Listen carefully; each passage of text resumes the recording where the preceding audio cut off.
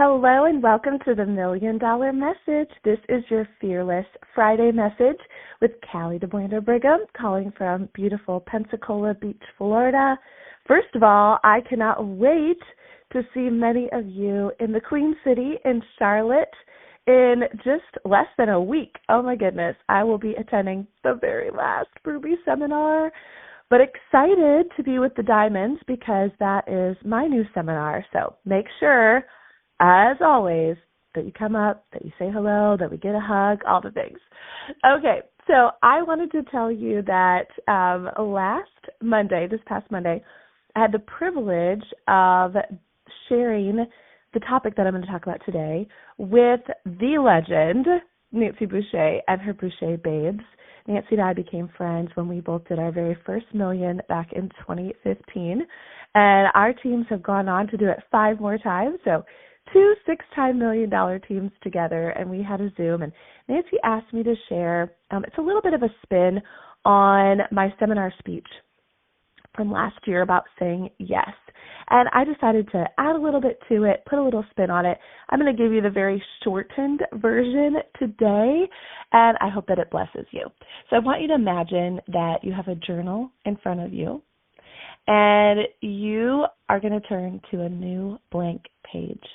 And you have the power to write anything on this page, no matter what's been written on the previous pages, no matter if there were disappointments or if there were any regrets or even if there were some highlights on the other page. Today's a new one, and you have the power to write a word on it, and I want you to write the word yes.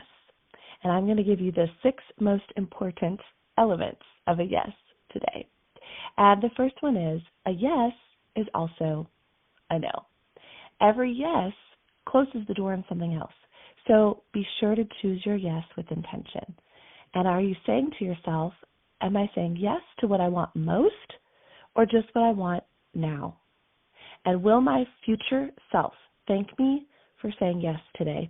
And I shared the story of when I was a teenager and my mom had recently started her Mary Kay business, and she had her weekly plan, and it was a night that she had designated for bookings. And probably being the little bit of a bratty teenager that I was and testing the limits a little bit, I'm sure none of you ever did that, I asked her if she wanted to watch a movie with me instead. And again, I think I was testing her a little bit, and I'll never forget the look that went over her face, because I now have a teenage daughter about the same age, and I know that she doesn't always want to do things with mom, so when she does, I try to take advantage of that. Well, this particular night, though, my mom had a previous commitment to herself and to her business, and she looked at me and she said, well, you know that I've got my booking time right now. I'd be happy to do it after. And I probably rolled my eyes and said, oh, this is so unfair, or whatever teenage girls tend to say. And she walked into her bedroom, which was her office, and she closed the door, which I'm sure felt like 1,000 pounds. She picked up the phone, which I'm sure felt like 2,000 pounds. And for the next couple of hours, she did her bookings. I still remember that to this day. I don't remember a lot of things at that age and stage, but I remember what it looked like to follow through on a commitment. Now, if my mom hadn't had it on her weekly plan sheet and, had a free evening, it's totally up to her what she wanted to do. But she had already made that. She had pre-decided the commitment. And I just want to say how my life is forever changed because of that. It is honorable to make those decisions. And number 2, that leads me to the next one. A yes needs boundaries. And a powerful yes is protected by a clear no. Isn't that a really unique way to look at a no? A no is a protection of your yes. Because if everything is a yes, nothing truly is. So I just want you to remember, a wise yes is guarded by a healthy no. And the way I like to think about this is my example of juggling versus cradling. If you've ever tried to juggle, and I have, and it's a mess, then you can always toss in another ball or another flaming sword. It's frantic, it's urgent, it's crazy, you're afraid you're going to drop something, you don't know where to look next.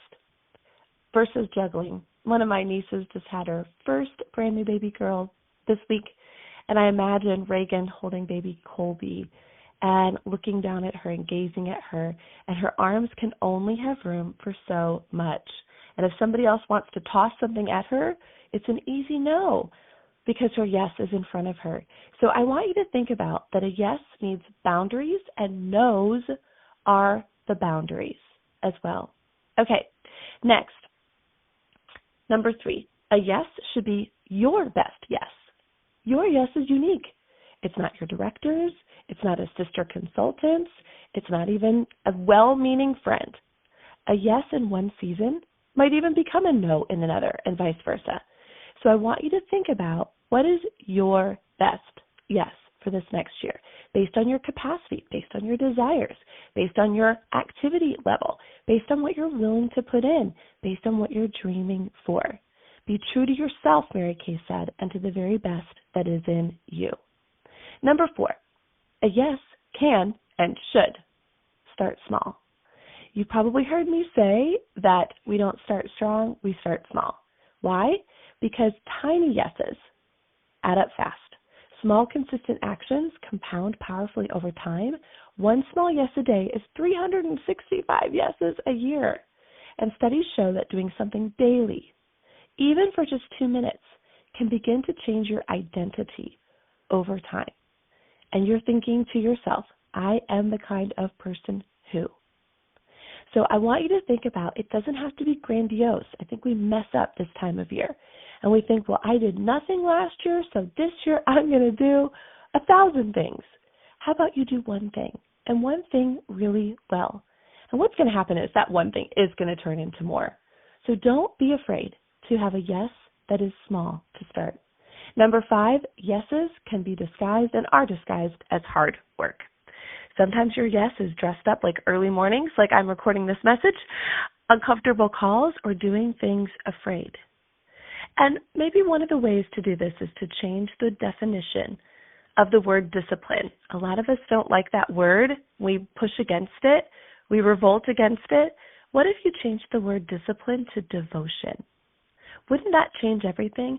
I've shared with you what my son Braden is doing as he's working to be able to play soccer in college, and he is now working through a spreadsheet of every D1, D2, D3 school in the country, and he's sending out messages every single day.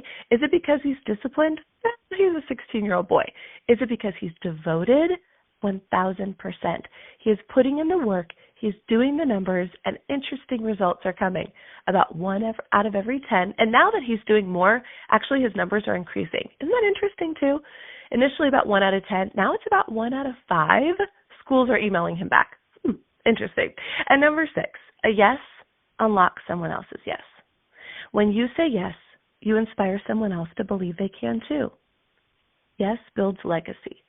And I just want you to know that your yes gives other people permission to dream bigger. So whose yes could you unlock this week? And what I shared was, anybody know our customer profile cards? How they're a carbon copy? And that was such a cool thing when I first started my business. I was like, what? What I press on the first page, I lift it up and it's imprinted on the second page.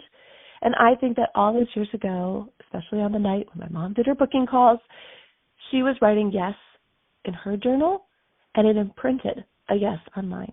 And I pray that I'm imprinting a yes on my kids as well. And lastly, I shared a Facebook post from that very day back in 2012. And on that day in 2012, this is what I posted on Facebook. As you can tell, I'm crazy about the Blue Angels. So here's my dream/goal. After we build our dream house out here, thanks Mary Kay, we will have an annual Blues Beach Bash where all of our friends are invited to come out starting Friday for the dress rehearsal and then hang out, spend the night, kids too, and spend Saturday having fun and watching the official show. Who's in? I love setting fun goals and working towards them. Well, 13 years later, if you saw any of my social media last week, and I do want to apologize, I had scheduled somebody to fill in for me last week, and I don't know exactly what happened. It doesn't matter, but they didn't fill in, and I apologize because I was busy having my Blues Beach Bash, and we had a house full of company, kids included, and I just want you to never underestimate the power of writing it down, speaking it out, and saying yes, one small step at a time. So what's a dream that you'd love to look back on in 13 years and say, it came true? What small daily yes will move you towards it? And who will your yes inspire next? So here's to your next yes. May it be your best yes yet. God bless.